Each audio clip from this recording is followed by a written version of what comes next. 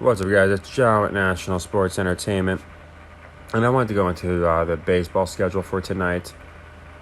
We do have like a full schedule, so I wasn't going to go into every game. But as always, there's just a handful of games with teams that are defying history by quite a large sum, and I just don't see it holding up. So for I had a good bit of people asking me. Not a good bit, maybe like a handful, but they were asking me what I mean by legs, what units, how I do my sequences. I went over it kind of vaguely in a recent video, but I go over it in one of my rig system videos, how the system works. It's something very simple like that if you type it in. But we took the Rangers and Angels to go under on the 7th. We also took the Yankees to go over. We took the Guardians to go over. The reason I specify Yankees, Guardians is because those are the teams I picked it because of. Rays and Twins were right around historical norms. Yankees, Guardians are way under on the over-under. So, Red Sox, Phillies, etc. So, none of them hit. All 6 missed. So, for leg 2, I literally just picked the same exact teams or the same over-unders, and I did 2 units. As you can see, we hit 4 of the 6. If you go back and check, the Royals got it done on the second. The Red Sox got it done on the second leg. The Guardians did not, nor did the Rangers Angels. Yesterday, I have to update it. Yesterday, the Guardians, as you can see, did go over leg 3, and Rangers Angels, they went under. It was actually the Rangers versus another team. But again, we were picking because of the Rangers, not because of the Angels. So, we're doing the same thing now. So that's 6 that we closed. And again, you can see all the spreads here. We could play them all. That'd be fun. But, I'm really just trying to pick our spots. And as I said, you can see the Rangers are now down to 61.8. They were around 64-something% before that loss. Or before that, it's the run line, I'm sorry. They're at 65% now. Okay. And I think they were at like 67 or something before that under. So you can see that they're quite high on the over. Boston's quite high on the over.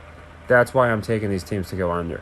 If you watch a lot of sports handicappers, they'll say stuff like Boston is 60% on the over this year. That they're a good pick on the over, and that's nonsense because that never holds up. So I don't know why. Either they just haven't figured it out yet, or there's people purposely giving bad information. Because if you go back, and I've showed this before, whether it's the over under the run line, you'll see it's always between 40 and 60. You might be off by a couple. Here we got 38.2 and 55. But you're not going to see mid-high 60s. You're not going to see low 30s. 43 to 57, that was the year before. This is the over-unders. Here we had a 34, so we did have one team that was in the mid-30s. Still not even the low 30s, but mid-30s. And 2020, the reason that one you're going to see higher high and lower lows, it's very simple. Across the leagues, we had shortened seasons. So you see there was only 62 games played. So when that happens, you're going to have a better chance of historic metrics being different. So here we have a full season again, right between 40 and 60. It's like clockwork. It's like this, it always finishes. 53 is actually kind of high, but it's still nothing crazy. And 42. It works the same for the run line, okay? Look at this year, 63 and 33. We go back, we're not going to find a year in history, we're not going to find a sport in history where it was like this. The COVID year was the only year that teams finished even relatively close to that. And you can see that's because it was half a season. So I'm just showing you this because I don't know why other handicappers aren't using it. But again, if I see a team that's really good on the over or really good on covering, I'm going to do the opposite because A, I think it's going to balance out by the end of the year. And B, and more importantly, if you have a team like Miami who's only covered a third of the time, the public is more likely to not take them to cover. So there's a lot of reasons, but that's why I do like the teams that I do. So we can see the top here. Tampa Bay is really not too crazily outside of historical norms, or nor is Washington. They're a little higher than historical norms, but by a couple points. But if you go to like the over-unders, here we have Boston that's like 10% higher than the norm. So you have to do a little bit of math, but just try and look at who's really sticking out, because you will have teams in the NBA. Dallas, finished very close to like one of the worst historical norm spreads, but it wasn't the worst. In college basketball, Tulsa did it to us, where they finished like 30. There was something pretty abysmal against the spread, and it was one of the worst performances, but they still weren't absurdly worse than other teams of the past. So when you see 68.6, you just know it's not going to hold.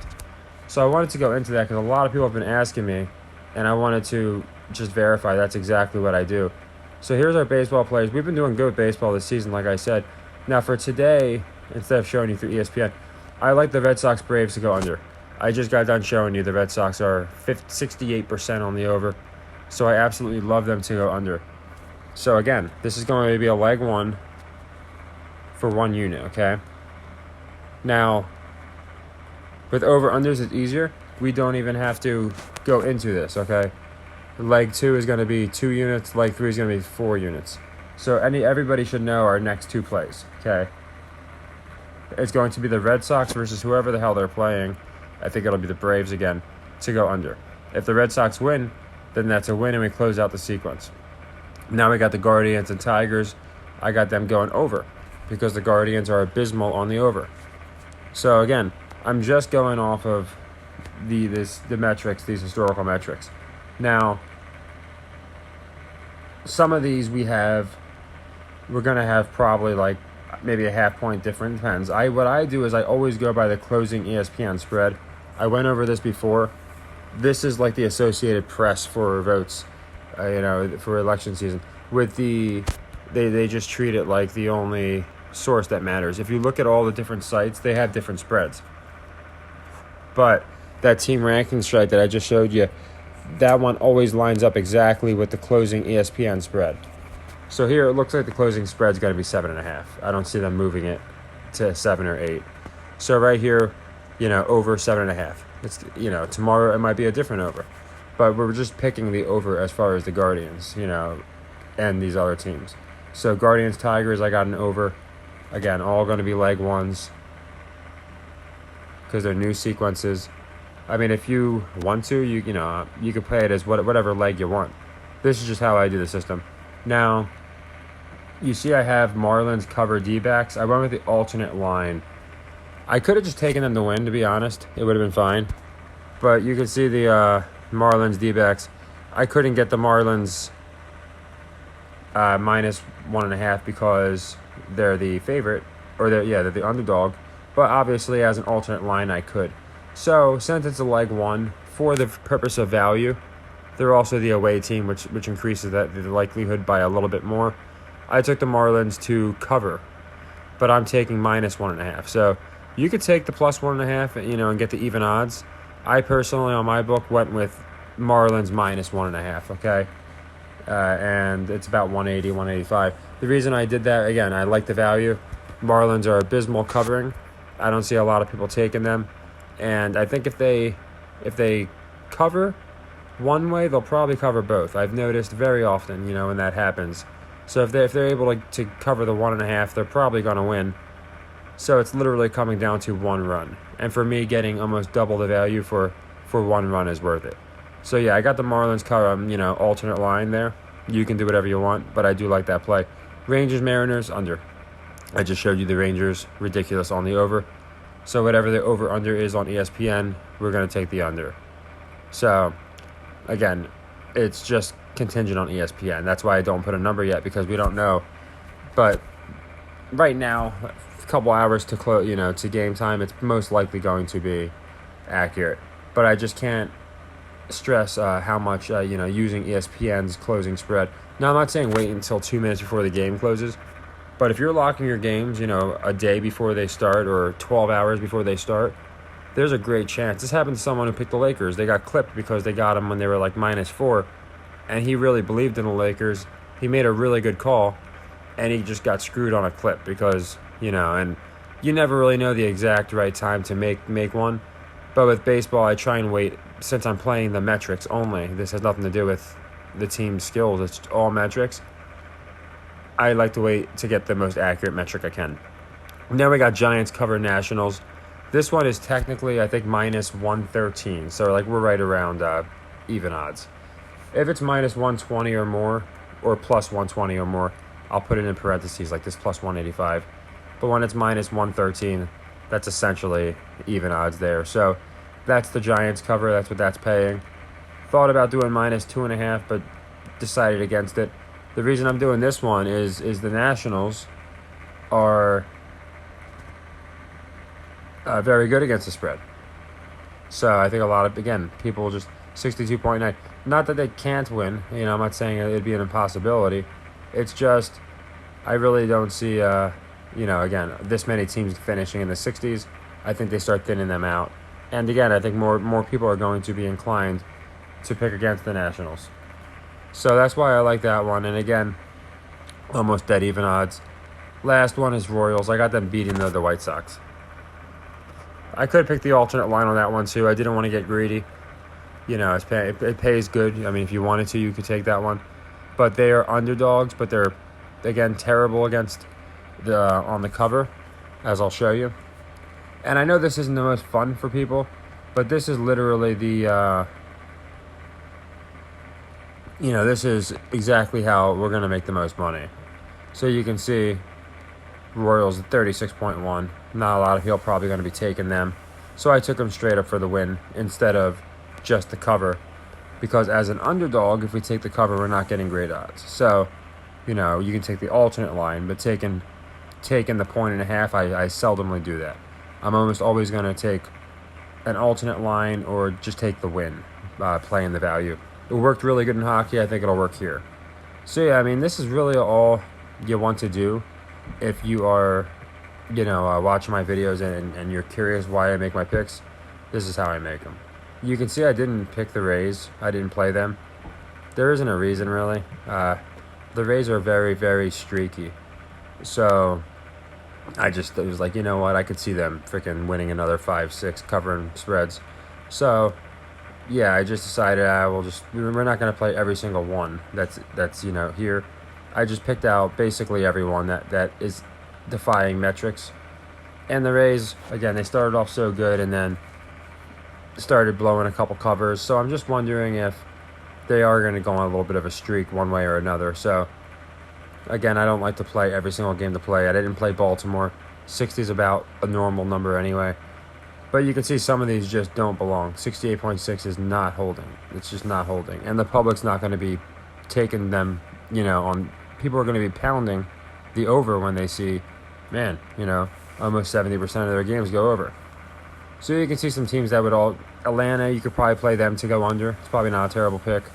You know, there's a lot of them. So it's just a matter of who you like. So for me, and what actually works out even nice is we have the Red Sox Braves playing each other, and they both are like 60% something on the over. So when you have two teams that are that way, then it's even better because the odds of them both, you know, increasing on the over is just even less. So it might be confusing to people, but it is pretty simple. I'm just taking teams to finish within historical norms on over-unders and against the spreads. It worked great in hockey.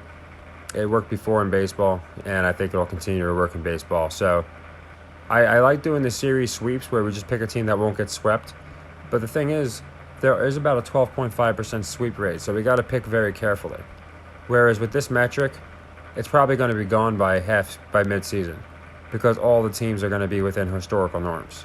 That's what happens. The beginning of the season is by far the easiest because these teams you still have teams at like 30%, 70%, and then next thing you know, they're all at 58% to like 38%, more historical norms. So that's why I like these metrics. But yeah, I like these 6 games. Yankees are playing. The problem is, they're playing a team that the Yankees have not gone over much this year, as you can see, 37%. But they're playing a team that's gone over a lot in the A's. So it's kind of like which one, you know, that it's not doing anything because the Yankees are bad against the over, but the A's are really good against the over. So anything can happen. So that's why I'm sticking away from this game. Normally, I would have bet the over on this game because of how bad the Yankees have been, but that's countered out by how good the A's have been. So I just stayed away from this game in general. The rest, I don't see anything that jumps out to me that I absolutely love. If you want me to go over a specific game, just let me know. Just say, hey, what do you think of the Cubs, Cardinals, or whoever it may be, and I'll go into that. But again, I don't really watch that much baseball anymore. The metrics have been enough for us to do fine with it, kind of like college basketball and hockey, really all the sports. But yeah, I wanted to go into detail, even if it's a little boring for people. I'd rather it be boring but be understood for the people that keep asking, what do you mean by leg 1? What do you mean by leg 2? What happens if this team wins? What happens if this team loses? Well, now you know. And you know, furthermore, why I'm picking these teams. I didn't just flip a coin for 6 of these games. I specifically picked them. And again, Orioles beat Rays is what the play would be, right? Because, you could take them to cover, but it wouldn't. I would add that. I'm not playing it personally. I told you why. But that's another one that fits. It fits the line. Now, you'll also notice both of these teams are pretty good against the spread, too. So, again, if the Orioles were 14-21 against the spread, now I'm liking them. But the fact that they're only a game and a half worse than the Rays, again, 2 games, worse than whatever it is, worse than the Rays against the spread, it doesn't make me want to jump and fade the Rays. So, again, it's a decent play. Orioles win, but that's going to be up to you guys. These are my official plays. They'll all be posted to my Discord. And again, they're all leg 1s, and they're all for 1 unit. Just so you know. And if, let's say, you lose all 6 again, like we did on the last time, on day 1, all 6 lose, they all become leg 2s. It's that simple. Once one closes out, then it just stays it's a win and we move on. We don't obviously chase it or do anything after it wins. And the last thing I'll go over for the people that know nothing, if you don't know anything about the system, the last thing is, if we lose a leg 3, we're not going to perpetually chase that. We wind up destroying our value. So we only need to win 7 sequences. That gives us 7 units. And then we can afford a 3-leg loss, because it would be 4, 2, and 1, 7. So for every 7 we win, we afford ourselves the ability to lose a 3-legger. The problem when we start doing 4 legs is now we've lost 15 units. We have to win 15 units just to get that back. Twice the amount of units, or sequences. So I've learned, I've done a couple leg 4s in the past, but I've learned that's when you really lose your value, and that's the reason we've done so well. It's because I closed them after leg 3. Say the Guardians, didn't go over, I would have closed that out, and we would move on, because we're going to close way more than 7 for every 3-leg loss. So I know this sounds like, just some college freaking mathematics course, but it is the most important part of your plays. All, knowing why we're taking these teams, and again, disciplined money management. Because chasing 4 or 5 legs will quickly lose people a lot of hard-earned profits. So I know it was kind of lengthy, but again, we got 6 plays. We got 2 more in the NBA if you didn't see that video. But more importantly, I wanted to go into the system, exactly why I'm playing these teams, how much is going on. So it's going to be a unit on all 6, so 6 units total. And on some, why I picked like the Royals to win, plus 140. I'd much rather that than get even odds, get in the 1.5, and if they get the 1.5, they're probably going to win anyway. So same thing with the Marlins here. I took the cover for the better odds. That's your discretion, but this is just personally what I did. So yeah, I know it's not the most fun, but like I said, I'm always going to put out what's going to help people make money out first and foremost. And of course, we'll go into whatever happens tonight in basketball. We'll cover that tomorrow and go into tomorrow's games. And I'll try and get more baseball out, but I just tried to pick 6 what I thought to be efficient games. So take care, everybody, and happy earnings.